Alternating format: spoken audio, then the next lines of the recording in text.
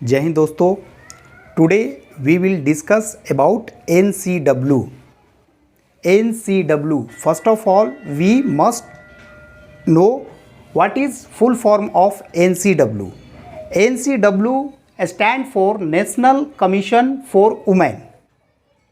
Understood? National commission for women. अभी बहुत सारे एग्जामिनेशन में इससे रिलेटेड क्वेश्चन पूछे जाते हैं और साथ ही साथ जानकारी के लिए हमें ऐसे ऑर्गेनाइजेशन के बारे में बहुत ही सटीक जानकारी चाहिए, बिकॉज एग्जामिनेशन के लिए ही इम्पॉर्टेंट नहीं है बल्कि अन्य दृष्टिकोण से भी अगर देखें तो हिंदी में आप इसको राष्ट्रीय महिला आयोग के नाम से जानते हैं। बहुत बार न्यूज़ वगैरह में आप लोगों ने सुना होगा कि कभी नारी के प्रति कोई कहीं पर अपमान हो रहा है या कहीं पर किसी तरह की कोई घटना होती है तो ज़्यादातर ये लोग एक्टिव होते हैं और उस समय आपको पता चलता है कि राष्ट्रीय महिला आयोग की अध्यक्ष कौन है। तो आज हम इसके बारे में डिटेल में जानकारी लेंगे। ये ऑर्गेनाइजेशन जो है फॉर्म्ड कब हुआ था, ये जानना ज़रूरी है कि ये ऑर्गेनाइजेशन, कोई भी ऑर्गेनाइजेशन कब बना है। ये एक क्वेश्चन, ऑब्जेक्टिव क्वेश्चन बहुत सारे एग्जाम में पूछे जाते हैं। तो ये NCW जो है 31 जनवरी 1992 को जो है अस्तित्व में आया।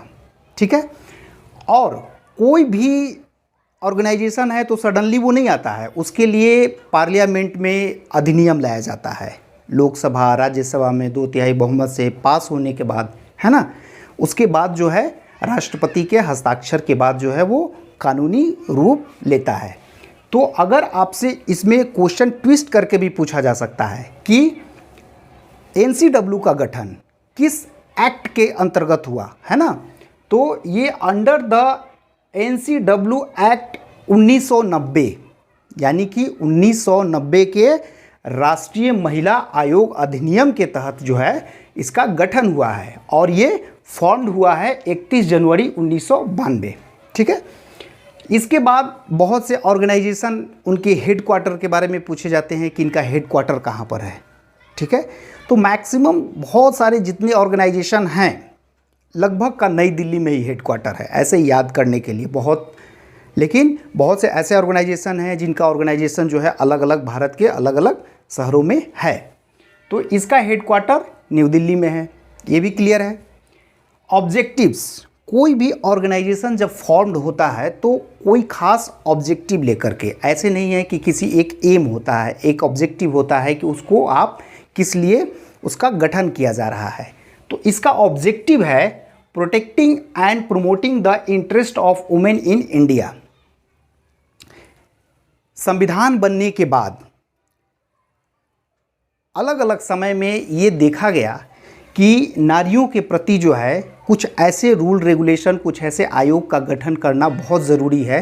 बिकॉज़ क्या होता है कि बहुत एक गैप के बाद कुछ इस तरह के केसेस आते हैं जिसमें ये फील होता है कि नारी के सम्मान के लिए, उनको ज़्यादा से ज़्यादा प्रोटेक्शन देने के लिए इस तरह के आयोग को गठन करना ज़रूरी है। तो इसका ऑब्जेक्टिव ही है कि protecting and promoting the interest of women in India. Okay, nature एक बहुत ही इम्पॉर्टेंट ऑब्जेक्टिव क्वेश्चन है कि किसी ऑर्गेनाइजेशन के बारे में पूछा जाता है कि ये एक संवैधानिक निकाय है या एक कानूनी निकाय है। ठीक है ना, तो ये आपको बहुत अच्छी तरह से समझना पड़ेगा कि ये किस तरह का ऑर्गेनाइजेशन है। तो ये जो है इसकी नेचर जो है, यानी कि जो ये बॉडी है NCW, इसका नेचर है स्टैट्यूटरी। ठीक है ना, स्टैट्यूटरी जो है और कॉन्स्टिट्यूशनल बॉडी में क्या अंतर है। नॉर्मली जो है भारतीय संविधान में बहुत सारे ऐसे जो है आपके आयोग हैं, जैसे कि चुनाव आयोग, CAG, controller and auditor general of India. तो पार्टिकुलर जिस आयोग का गठन जो है संवैधानिक रूप से संविधान में दिया गया है, किसी न किसी आर्टिकल में मेंशन किया गया है, तो वो कॉन्स्टिट्यूशनल बॉडी है। ठीक है, उसके बाद जो है बहुत से ऐसे आयोग हैं जिनका गठन बाद में पार्लियामेंट के द्वारा, यानी कि सेंट्रल लेवल पर जो है कोई भी आयोग अगर बनेगा तो पार्लियामेंट से ही पास होगा, और अगर स्टेट में बनता है तो स्टेट के पार्टिकुलर विधानसभा विधान परिषद के द्वारा, ठीक है ना। तो दोनों में यही अंतर है कि जो कॉन्स्टिट्यूशनल बॉडी होंगे उनका गठन पार्टिकुलर जो है संविधान के किसी न किसी धारा में, किसी न किसी आर्टिकल में आपको उसका मेंशन होगा, ठीक है। और जो स्टैट्यूटरी बॉडी हैं जैसे कि आपको NCW हो गया, तो इस तरह के जो भी बॉडी होंगे वो पार्लियामेंट के द्वारा जो है पास करके बनाए जाते हैं, ठीक है।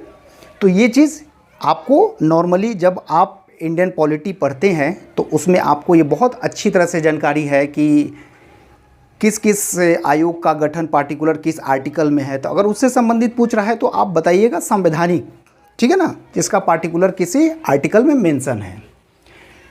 अब इससे रिलेटेड आपको पूछेगा कि फर्स्ट चेयरपर्सन, बहुत बार होता है ना कि कोई भी राष्ट्रीय मानवाधिकार आयोग हो या ये राष्ट्रीय महिला आयोग हो, तो इसके बारे में एक इम्पॉर्टेंट क्वेश्चन रहता है कि इसका पहला जो है चेयरपर्सन, तो याद रखिएगा कि फर्स्ट चेयरपर्सन के रूप में जयंती पटनायक, ठीक है ना।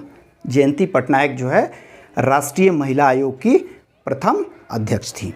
नेक्स्ट जो है अब प्रेजेंट करेंट अफेयर्स का क्वेश्चन आ जाता है ना कि करेंट में कौन है। बहुत सारे जो है आप जब ऑर्गेनाइजेशन के बारे में पढ़ते हैं तो करेंट में पूछता है कि प्रेजेंट चेयरपर्सन कौन है।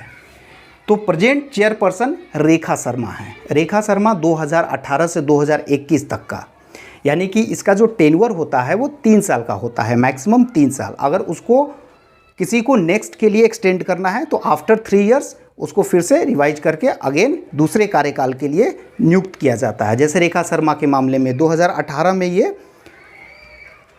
राष्ट्रीय महिला आयोग की अध्यक्ष बनी थी और 2021 तक इन्होंने 3 साल का टेन्योर कंप्लीट किया।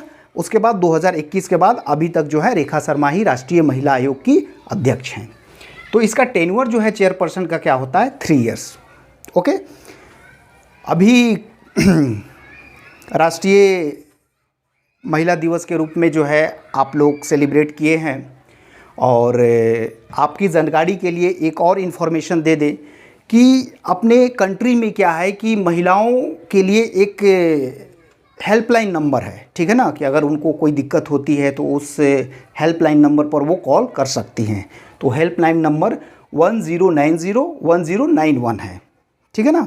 बहुत सारे जैसे कि फायर के लिए है या पुलिस के लिए है, उसी तरह से किसी भी महिला को जो है ये हेल्पलाइन नंबर पूरे कंट्री में जो है ये दिया गया है। इसके अलावा अगर किसी को ऐसा फील होता है कि उसको डायरेक्ट राष्ट्रीय महिला आयोग में अपनी बात रखनी है तो वो डायरेक्ट जो है एक हेल्पलाइन नंबर है 01123219750, डायरेक्ट राष्ट्रीय महिला आयोग में अपनी बात को रख सकती है, ठीक है ना। कोई भी महिला अगर उसको ऐसा फील हो रहा है कि हमें अपनी बात को राष्ट्रीय महिला आयोग तक पहुंचाना है तो वो इस हेल्पलाइन नंबर के थ्रू अपनी बात को रख सकती है।